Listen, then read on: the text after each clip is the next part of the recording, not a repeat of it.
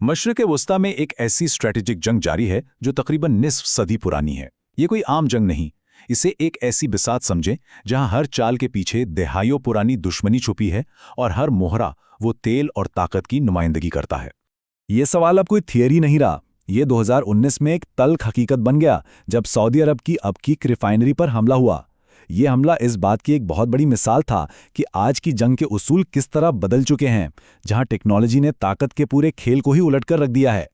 और ये कोई अचानक होने वाला वाकया नहीं था, नहीं, ये एक सोची समझी चाल थी, एक ऐसे तनाज़े का जदीद तरीन बाब जो कई दहाइयों से पर्दे के पीछे चल रहा था। इस एक हमले ने इस छुपी हुई जंग को पूरी दुनिया के सामने ला खड़ा किया।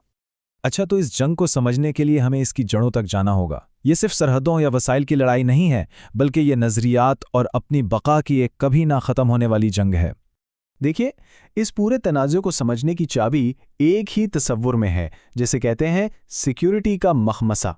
इसका मतलब बहुत सादा है। जब एक मुल्क अपनी हिफाजत के लिए कोई कदम उठाता है तो दूसरा उसे अपने लिए खतरा समझता है और जवाब में उससे भी बड़ा कदम उठा लेता है। ये एक ऐसा चक्कर है जो तनाज़े को मुसलसल बढ़ाता रहता है, भले ही दोनों में से कोई भी असल में जंग ना चाहता हो। और ये मखमसा पैदा होता है दो बिल्कुल मुख्तलिफ नज़रियात से।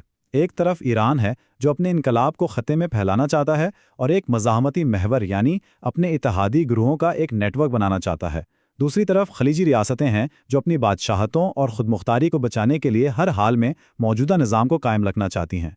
ज़ाहिर है ये दो मुकासिद सीधे सीधे एक दूसरे से टकराते हैं। तो चलें अब ज़रा वक्त में पीछे चलते हैं, उस लम्हे की तरफ जब इस जदीद तनाज़े की बुनियाद रखी गई, वो साल जिसने खित्ते का नक्शा ही बदल कर रख दिया। शाह ईरान का ज़वाल सिर्फ एक हुकूमत का ख़ात्मा नहीं था, ये खित्ते में ताकत के तवाज़ुन का ख़ात्मा था। इमाम खुमैनी की क़यादत में जो इनकलाब आया, उसने इनकलाब को एक्सपोर्ट करने का नज़रिया पेश किया, जिसे पड़ोसी ममालिक ने अपने वजूद के लिए एक सीधा ख़तरा समझा। और फिर फ़ौरन ही बिसात पर मोहरे चलने लगे। खलीजी ममालिक ने सद्दाम हुसैन को अपना दिफाई मोर्चा समझकर इसकी मदद की, जबकि ईरान पर इल्ज़ाम लगा कि वो बहरीन और कुवैत में अदम इस्तेकाम पैदा कर रहा है। लेकिन 1987 का मक्का वाक़या वो पॉइंट था जहां से वापसी तकरीबन नामुमकिन हो गई। इस इब्तदाई दौर के बाद जंग का अंदाज बदल गया। अब सीधे टकराव की जगह एक ज़्यादा खुफिया और गैर रवायती जंग ने ले ली, यानी प्रॉक्सी वॉर। वक्त के साथ साथ ये तनाज़ा और भी पेचीदा होता गया। 1996 के खुबर टावर्स धमाके ने यह साफ कर दिया कि अब जंग बराह रास्त नहीं बल्कि प्रॉक्सी ग्रोहों के जरिए लड़ी जाएगी। फिर 2003 में सद्दाम हुसैन का ज़वाल एक बहुत बड़ा टर्निंग पॉइंट साबित हुआ और 2011 की अरब बहार ने तो इस आग में जैसे तेल डाल दिया और कई नए मैदान जंग खोल दिए। लेकिन जो सबसे बड़ी तब्दीली आई वो 2003 में आई। सद्दाम हुसैन का खात्मा, जो ईरान के लिए एक सुन्नी दीवार की तरह था, उसके लिए एक बहुत बड़ा स्ट्रेटेजिक तोहफा साबित हुआ।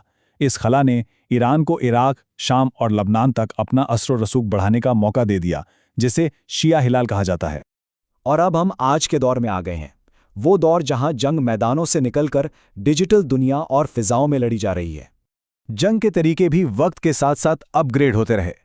पहले प्रॉक्सी ग्रोहों का इस्तेमाल हुआ, फिर 2012 में आरामको पर शेमून वायरस जैसे खतरनाक साइबर हमले, और आखिरकार 2019 में अबकीक पर ड्रोन्स का हमला। हर अगला कदम पिछले से ज़्यादा जदीद और ज़्यादा तबाहकुन था।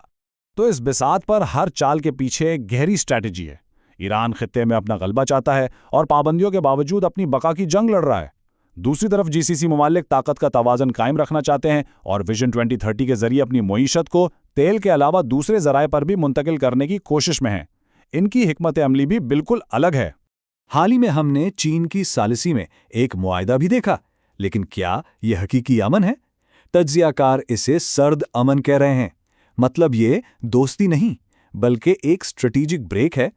सऊदी अरब को अपने विजन 2030 के लिए इस्तेकाम चाहिए और ईरान को अपनी मईशत बचाने के लिए पाबंदियों से कुछ राहत। और आखिर में आइए मुस्तकबिल पर एक नज़र डालते हैं। जंग और दिफा की दुनिया एक बार फिर बदलने जा रही है। अब मुस्तकबिल की जंग टैंकों और फौजियों से नहीं बल्कि डेटा और एल्गोरिदम से लड़ी जाएगी। दिफा का नया मैदान सिलिकॉन शील्ड कहलाएगा, जहां साइबर सिक्योरिटी और आर्टिफिशियल इंटेलिजेंस रिवायती हथियारों की जगह ले लेंगे। तो हम ये सोचने पर मजबूर हो जाते हैं कि इस नई डिजिटल बिसात पर क्या अमन का मतलब सिर्फ इतना रह जाएगा कि एक साइबर हमले और दूसरे के दरमियान कितना वक्फा आता है?